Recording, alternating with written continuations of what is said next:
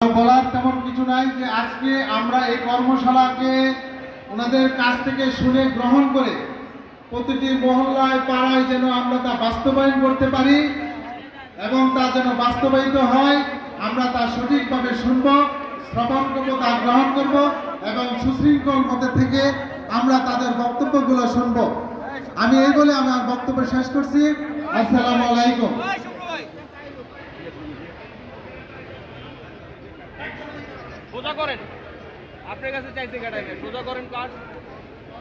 ধন্যবাদ। এই পর্যায়ে বক্তব্য নিয়ে আসছেন সবুজবাগ থানা বিএনপির সাবেক সহসভাপতি রিয়াজউদ্দিন রিয়াজ।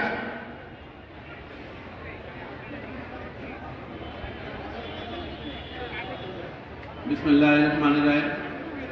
সবুজবাগ থানা ঢাকা মহানগর দক্ষিণ আয়োজিত 31 দফা বাস্তবায়নের রাষ্ট্র কাঠামো 31 দফা বাস্তবায়নের আজকের কর্মশালার সংগ্রামী সভাপতি, ঢাকা মহানগর দক্ষিণের তৃণমূল থেকে আসা ছাত্রদল, যুবদল, ঢাকা মহানগরের সেক্রেটারি, পরবর্তীতে বর্তমানে ঢাকা মহানগর দক্ষিণের সংগ্রামী আহ্বায়ক রফিকুল আলম মজনু।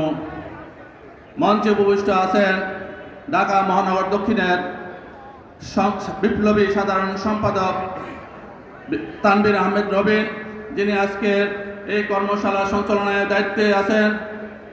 মঞ্চে উপবিষ্ট বিএনপি কেন্দ্রীয় কমিটির সদস্য, সাবেক সাধারণ সম্পাদক ছাত্রদল জনাব হাবিবুর রশিদ হাবিব।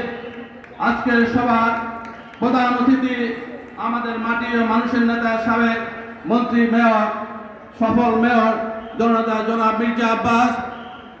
ঢাকা 9 আসনের মাটি ও মানুষের আমাদের প্রাণপ্রিয় ভাবি এবং জাতীয়তাবাদী মহিলা দলের সংগ্রামী সভানেত্রী আফরোজা আব্বাস।